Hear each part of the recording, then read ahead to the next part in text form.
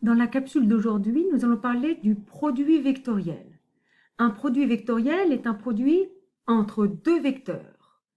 Le résultat du produit vectoriel est un vecteur, c'est pour ça d'ailleurs qu'on l'appelle produit vectoriel, comparément au produit scalaire qui lui aussi était un produit entre deux vecteurs, mais où le résultat était un scalaire.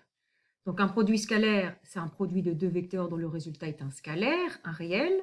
Le produit vectoriel, c'est un produit de deux vecteurs et le résultat est un nouveau vecteur.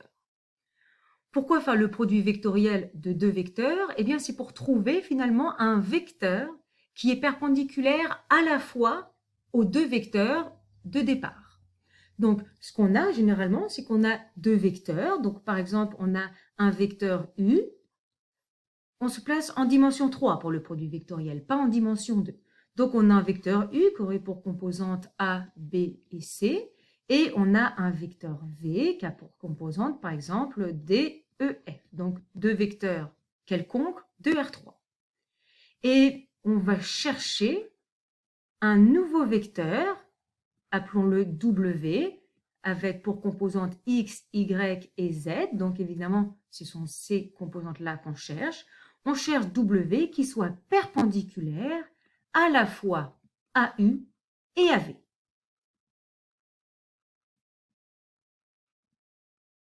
Donc voilà quand est-ce qu'on va faire un produit vectoriel.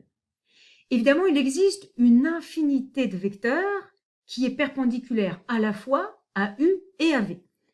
Je vais vous montrer ici sur un petit exemple pour expliquer, pour montrer que c'est de manière un peu plus claire. Je vais essayer. Donc là, j'ai montré un vecteur U et un vecteur V, et donc on chercherait un vecteur qui est perpendiculaire à la fois à ces deux vecteurs. Qu'est-ce que ça veut dire d'être perpendiculaire à la fois à ces deux vecteurs? Ça veut dire que je pourrais regarder le plan qui passe à la fois par ces deux vecteurs, et à partir de ce plan, donc là j'ai dessiné le plan qui passe à la fois par U et par V, regardez, je peux faire des rotations. Donc le plan bleu là, c'est celui qui passe exactement par mes deux vecteurs U et V. Et donc moi je cherche un vecteur qui est perpendiculaire à ces deux vecteurs U et V, donc perpendiculaire à ce plan. Vous voyez bien ici qu'il en existe une infinité. Quels que soient les vecteurs perpendiculaires à ce plan, puis ils peuvent aller dans l'autre direction aussi, ça va fonctionner. Donc il y a une infinité de vecteurs perpendiculaires à la fois à deux vecteurs. Évidemment, tous les vecteurs qui vont être à la fois perpendiculaires à U et à V, donc perpendiculaires à ce plan, ils seront tous parallèles. Une fois que j'aurai obtenu un vecteur, tous les autres vecteurs qui sont perpendiculaires à ce même plan sont parallèles à ce premier vecteur. Ils peuvent être parallèles de la même longueur ou d'une longueur plus petite, dans la même direction ou dans l'autre direction. Mais en tout cas, dès que j'ai trouvé un vecteur perpendiculaire à ce plan, ça va être très facile de pouvoir déterminer tous les autres vecteurs. Donc finalement, on cherche, par exemple ici je vais en tracer un, voilà, donc ici on a tracé un vecteur qui était à la fois perpendiculaire à U et V, donc perpendiculaire à ce plan. Je peux essayer de bouger un petit peu pour voir s'il y a un... Ah, là, c'est pas mal. Là, vous voyez bien, on voit bien que le nouveau vecteur noir ici est perpendiculaire à la fois à U et à la fois à V. Il est perpendiculaire à mon plan bleu. D'accord? Donc là, on en a trouvé un vecteur. Donc le but du jeu, à partir de maintenant, c'est de trouver un vecteur qui est perpendiculaire à la fois à U et à V. Regardons qu'est-ce que ça donne. Donc je voudrais en particulier que W, le vecteur que je cherche, soit perpendiculaire au vecteur U. W, il a pour composante, c'est U qui a pour composante ABC et W a pour composante X, Y et Z. Précédemment, on a vu une propriété importante. Deux vecteurs sont perpendiculaires si leur produit scalaire est égal à 0. D'accord? Et donc, là, puisque les composantes de U sont A, B, C, et puisque les composantes de W sont X, Y, Z, ça veut dire quoi? Que le produit scalaire est égal à 0. Ben, le produit scalaire, dans ce cas-là, il vaut AX plus BY plus CZ, par définition du produit scalaire. Et sachant qu'ils sont perpendiculaires, ce produit scalaire est forcément égal à 0. Mais le vecteur W que l'on recherche, on veut qu'il soit aussi perpendiculaire à V. V qui a pour composante DEF et W que je cherche, que je dénote par X, Y, Z. Même chose, s'ils sont perpendiculaires, ça veut dire que lorsque je vais en prendre le produit scalaire, je devrais obtenir forcément 0. Donc ici, V, il a pour composante DEF, et je le fais en produit scalaire avec X, Y, Z. Le résultat du produit scalaire, dans ce cas-là, c'est dx plus EY plus FZ. dx plus EY plus FZ. Et donc, puisque je cherche W qui soit perpendiculaire à V, ça veut dire que ce produit scalaire doit ici être égal à 0. Donc nous, finalement, on cherche X, Y et Z, X, Y et Z, telles que ces deux équations soient vérifiées, telles que AX plus BY plus CZ est égal à 0 et DX plus EY plus FZ soit aussi égal à 0. Donc là, finalement, on se retrouve à résoudre un système. Ça, on peut le résoudre en utilisant, par exemple, la méthode de Gauss. Donc, je vais réécrire la matrice augmentée à ce système. Donc, X, Y, Z, c'est mes inconnus. Donc, moi, ce que je connais, c'est A, B, C. Et le membre de droite, ici, c'est 0. Et la deuxième ligne, D, E, F. Et le membre de droite, c'est 0. Donc, on veut résoudre ce système. Déjà, la première chose, mon nombre d'inconnus, X, Y, Z, j'en ai 3, il est supérieur au nombre d'équations. J'en ai 2. Donc, c'est sûr qu'on va avoir une infinité de solutions. C'est ça qu'on avait vu quand on avait parlé des systèmes. Donc là, on va avoir une infinité de solutions. Effectivement, on a d'ailleurs dit qu'il y avait une infinité de vecteurs qui étaient perpendiculaires à la fois à U et à V. Et nous, on va se limiter à en chercher un en particulier. Bien, donc pour en trouver un en particulier, on veut résoudre ce système. Donc avec notre technique, je recopie la première ligne et je veux mettre des zéros en dessous du pivot. Donc je recopie la première ligne, A, B, C, 0. Donc en dessous, je mets 0. Qu'est-ce que j'obtiens ici? Je vais avoir AE moins BD. Donc là, je vais avoir le chiffre AE moins BD. À la place du F, je vais avoir AF moins CD. AF moins CD. Et à la place du 0, je vais avoir A fois 0, moins D fois 0, 0 moins 0, ça reste 0. Bien, remontons maintenant. Donc, n'oubliez pas, quand je fais mon système avec les matrices, ça c'est comme la colonne du X, la colonne du Y et la colonne du Z. Que veut dire la dernière ligne? La dernière ligne, ça veut dire que AE moins BD Y plus AF moins CD Z doit être égal à 0. J'écris ça. AE moins BD Y plus AF moins CD Z doit être égal à 0. Et puis, je vais expliciter Y en fonction de Z. Donc, je vais placer l'autre membre de l'autre côté. Donc, AE moins BDY va être égal à moins AF moins CDZ. Et donc, pour obtenir Y, je divise le membre de droite par AE moins BD. Donc, ici, on obtient que Y, c'est égal à moins AF moins CD. On divise ceci par donc AE moins BD et on multiplie ceci par Z. Donc évidemment, pourquoi j'ai encore un Z ici? C'est parce que la solution de mon système, j'en ai une infinité. Donc quelle que soit la valeur de Z, Y est défini de cette manière-là. N'oubliez pas, nous on a dit que finalement, il suffit de trouver une valeur particulière, donc un vecteur particulier qui est perpendiculaire à la fois à U et à V. Et une fois que j'aurai obtenu un vecteur perpendiculaire, tous les autres s'obtiendront par multiplication par une constante. Donc moi, je vais prendre un point particulier à partir de cette étape-là. Donc pour simplifier mes affaires, finalement, je vais prendre le point particulier Z qui vaut exactement AE moins BD. Comme ça, je vais pouvoir faire une simplification au dénominateur. Donc là, je vais choisir Z exactement égal à AE moins BD. Donc, en faisant ce choix, donc là, je vais finalement trouver un vecteur particulier. En faisant ce choix, y va être égal à combien? Ben, y va être égal simplement à moins AF moins CD, puisque le Z ici va se simplifier en haut et en bas. Parfait. Maintenant qu'on a obtenu ces résultats, je vais reprendre la première ligne ici et on va écrire qu'est-ce que ça veut dire. Donc, cette première ligne veut dire que A fois X plus B fois Y, mais Y vaut moins, alors je vais mettre un moins ici, AF moins CD, plus CZ, mais Z, je vais le remplacer par AE moins BD. Et ça doit être égal à 0. D'accord. Je développe maintenant. Donc, ça me fait AX moins BAF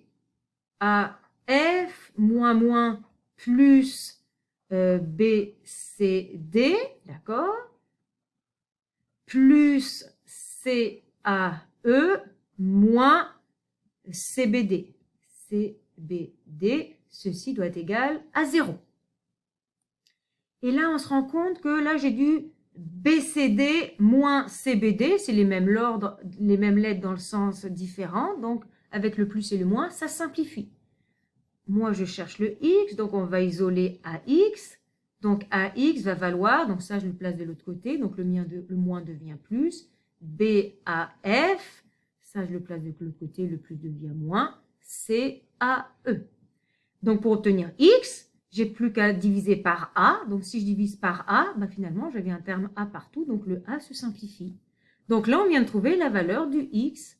Le X, il s'écrit BF moins CE. Eh bien, ceci, ce X, ce Y et ce Z définis de la manière suivante, c'est notre vecteur W. Donc là, on vient de trouver les composants du vecteur W qui est à la fois perpendiculaire au vecteur U, qui avait pour composante A, B, C, et à la fois perpendiculaire au vecteur W, qui avait pour composante D, E, F.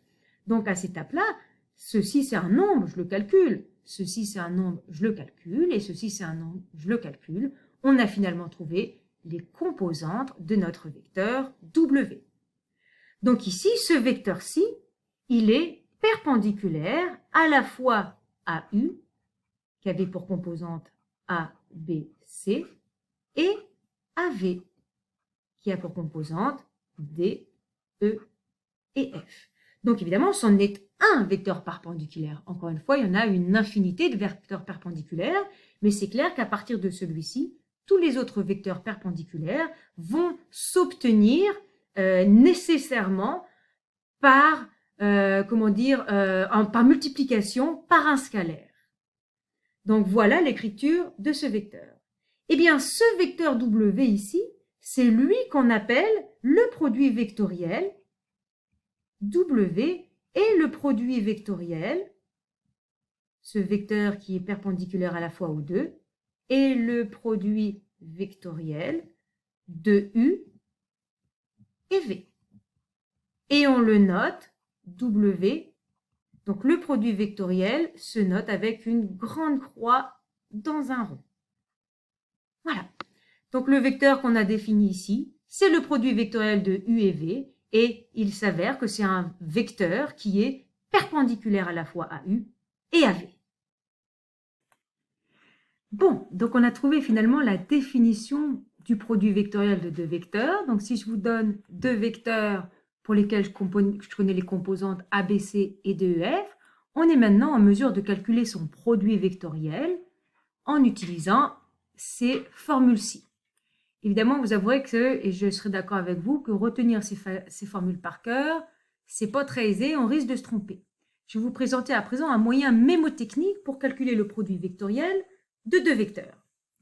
Donc si je veux faire moi ici le produit vectoriel de U, donc U s'appelle A, B, C, avec le vecteur V qui a pour composante ici, alors on a dit D, E, F. Voici la formule que je vous propose, la technique que je vous propose pour retrouver facilement les trois composantes de mon résultat? Eh bien, la première chose que je vais faire ici, je vais répéter les deux lignes AD. Les deux premières lignes, je les réécris en dessous, AD et BE. Donc, je les écris ici. Et puis, je vais barrer la première ligne. Et maintenant, je vais prendre des couleurs. Je vais faire notre petit X comme on a l'habitude de le faire, comme le petit calcul de déterminant. Donc, la première composante, le premier résultat, c'est BF moins CE. BF moins CE, ça va être notre première composante. La deuxième composante, je vais la ligne du dessous, et ça va devenir AD moins AF. Pardon, CD, je n'arrive pas à me le redire, CD moins AF. CD moins AF. Et la dernière ligne ici, la dernière composante, donc je vais faire AE, pardon, je me sors avec mon petit stylet, AE moins BD. AE moins BD. Eh bien, on vient de déterminer comme ça le résultat du produit vectoriel de deux vecteurs avec cette technique sans avoir à apprendre la formule. On répète les deux premières lignes, on barre la première, on fait les trois calculs de petits déterminants et à chaque fois, ça nous donne le résultat des composantes. Vous voyez bien ici, BF moins CE, BF moins CE. Ici, si j'avais développé mon moins, le moins AF moins moins plus CD, autrement dit CD moins AF, c'est exactement ce qu'on obtient ici, et AE moins BD, qui était bien la dernière composante ici. Alors allons-y, faisons un petit exemple. Donc, exemple, calculer le produit vectoriel de U qui vaut par exemple 1, 2, 3 et V qui vaut par exemple moins 1, moins 5, 4. Vous pouvez refaire pause si vous voulez. Essayez de faire ce schéma-ci pour obtenir les trois composantes. Et une fois que vous avez fait votre résultat, remettez lecture. Je vais le faire moi dès à présent. Alors, je pose mon calcul. Donc, je dois faire le produit vectoriel de 1, 2, 3 avec moins 1, moins 5, 4. La technique consiste à recopier les deux premières lignes, 1, moins 1 et 2, moins 5. Puis, je barre la première ligne et maintenant, je vais faire mes calculs. Donc, la première composante, 2 fois 4, moins plus, 3 fois 5. Donc, ça va être 8 plus 3 fois 5, 15. Alors, je vais écrire les différentes composantes et on va le compléter ensemble. La deuxième composante, la composante en Y, 3 fois moins 1, moins 3, moins 4. Moins 3, moins 4. Et la dernière composante, 1 fois moins 5, moins, donc plus. Donc, on a moins 5 plus 2. Moins 5 plus 2. Donc, finalement, 8 plus 15, 23. Moins 3, moins 4, moins 7. Et moins 5 plus 2, moins 3. Appelons-le, par exemple, W. Donc, ce vecteur-là, c'est le produit vectoriel des deux autres vecteurs. Si je reviens